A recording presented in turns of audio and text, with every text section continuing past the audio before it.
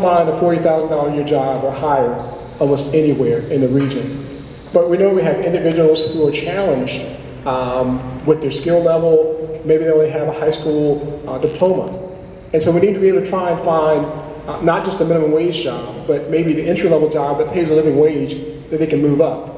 And so those are the things that I want to focus on. And I'm not going to try and do a little checklist saying, hey, we've accomplished all these things. But I think with respect to our trying to improve the sense of safety, one of the things we've done is that we have approved the hiring of 12 new police officers over the last 2 years. We have invested some $200,000 for a combined, I don't want to say combined, but it's a system that we have purchased in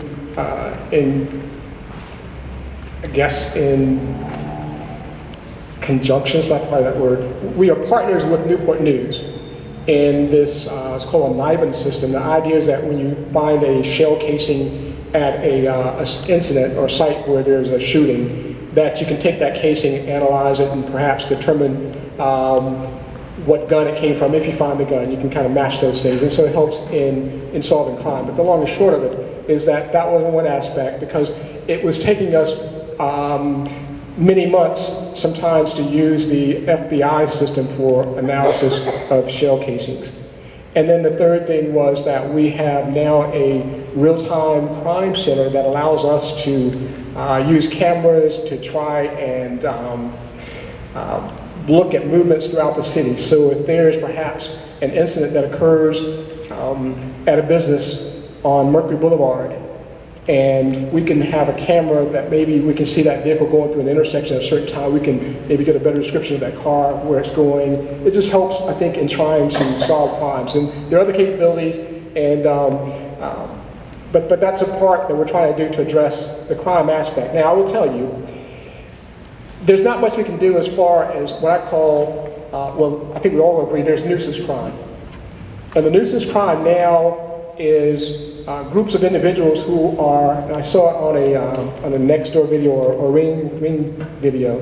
You've got individuals now in teams that get out in neighborhoods and they walk around and they pull on door handles, on cars, trying to find one that's unlocked. And we try and caution our residents to make sure that they lock their cars, that they try not to leave valuables in the cars, but you can't stop that. And so it happens. And so you have the burglary within the car, you have the auto theft. And so we're trying to get a handle on it, but it's a nuisance thing, because you don't want to come out and find that your car's been vandalized. And then I have what you call, I think, knucklehead crime. And the knucklehead stuff is just, it makes no sense. And you start scratching your head and say, well, what were they thinking? And a lot of that is impulse behavior by a lot of our young people. And so we've got to try and get them to make better decisions. Now, one of the things I try to do with actually the kind of a recommendation from Chief Salt was I've organized some of our local pastors and ministers. And we met with them actually starting back in May. And we're trying to get them to target neighborhoods, as well as even partner with some schools to try and help individuals make better decisions, to try and work with them, to try and create better opportunities. We have an Office of Youth and Young Adult Opportunities that tries to do grants, that tries to do partnership. And the idea is to try and multiply our efforts to try and reach more people in the communities with a positive message, to try and again, try and steer them in a positive direction. So those are primary things we're looking at with respect to the crime issue. So we talked about crime, schools. Many of you may be aware that in the last accreditation report that came out from the state, that 93% of our schools are now fully accredited. And like I said, 2 years ago, it was 14 out of 29. Now 27 out of 29 are fully accredited. In addition, this year we have the academy that is now, it is system-wide, and we've established some 16 academies in our 4 high schools. And I will tell you, in different places I've gone, that has made us the talk of the region. The talk of the region. The fact that now it's kind of almost like a try before you buy. That in the 9th grade you explore perhaps a different kind of career pathways you want to move in.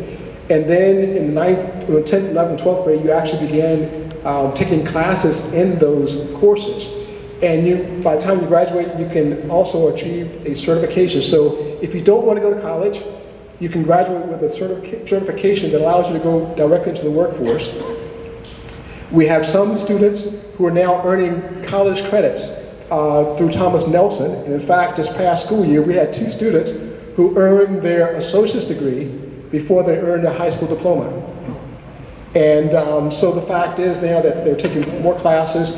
It reduces the number of classes that you have to take in college, which also winds up saving you money, so that's a great deal. And so again, we're transforming the way we teach, and we're transforming the way that students learn, and that's extremely positive. And then the last thing is the economic opportunities. On, I think it's November 10th, I'll be giving our State of the City address. And most of you won't be able to come because you're not business owners and you don't have $500 to pony up for that. I think it's $500, right, Glenn? You go, $500? Yeah. All right, just messing with Glenn Oder, and happy Glenn Oder's here. Going back to, I think, last year's information, we actually created some, over the last 4 years, not including this year, we created some 4,500 jobs, new jobs in Hampton. And in between 2016, 2017, we created some 1,100 new jobs. And so sometimes people tell you, well, you know, there are no jobs, where are the jobs and all. We're not bringing in major companies, but we are helping companies to come in, and we're also helping existing businesses to expand. And so what we're trying to do now, we need to make sure that the people here have the skills for the jobs that are available. And I will point out one success story. There's a company called WVS Health Solutions. And what they do is they do processing of insurance claims for TRICARE. They are a Wisconsin-based company, but last year they opened up a facility on Butler Farm Road. I think it was in an old Sprint communication center. So they do actually a kind of a call center. But they initially came wanting to create some 600 plus jobs. And now they are looking at creating 800 plus jobs. And starting out with a high school diploma, you can start out at about a little more than $13 an hour. So I think that really, if you have no other dependents, $13 an hour is a living wage. All right, so those are the kind of businesses we're trying to attract. When you think about large-scale businesses, there are only about 7, they call them mega sites, in this 17 city locality region, which we call Hampton Roads, or 17 communities, towns, and counties. There are only like 7 mega sites, and these are like 100 plus acre sites that are shovel ready. Hampton actually has one of those sites, and it's over near the National Institute of Aerospace. It's a place of trying to. The last thing I want to do is try and tell you where it is, but anyway, we've got one. Just like I tell you, we have one. And so we're extremely hopeful that we can attract some site. I was actually at a Hampton Roads Economic Development Alliance meeting earlier today. And one of the things we might want to understand is this. As a region, we compare ourselves to about 35 other regions in the country that have populations of 1 million or more people, 1 million to less than perhaps 2 million. And of those 33 to 35 regions that we compare ourselves to nationally, and so we're talking about Austin, Raleigh-Durham, Charlotte, Richmond, Atlanta, some other places, we are 35. Our area, either because of our dependence on the defense industry or whatever it is, we're not creating high-wage jobs as other communities have done it. We're not retaining the talent that other communities are doing, attracting the talent. And so that's a challenge for us as a region. I know sometimes people look at Hampton and say, well, Hampton's not doing this and this. It's not just Hampton, it's the region. And so there are folks who have higher pay grades than myself who are looking at that problem and trying to work through it. So those are the primary things. Now, I do want to focus on some other things that